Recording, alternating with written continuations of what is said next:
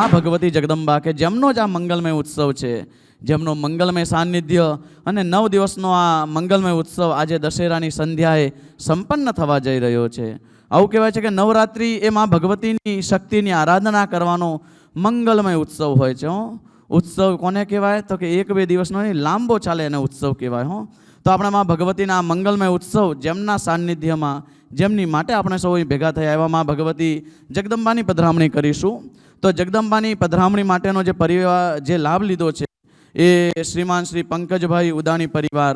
તો હું ઉદાણી પરિવારને વિનંતી કરું કે સ્ટેજ પર પધારે.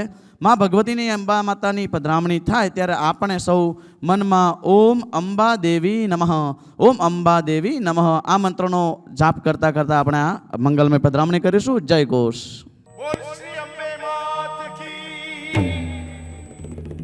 सोने की छड़ी रुपए की मशाल जरियन का जामावाड़ी माँ चाचरना चौकवाड़ी गब्बर ना गोखवाड़ी आरा सुरी अम्बे माने खड़ी खम्मा खड़ी खम्मा खड़ी खम्मा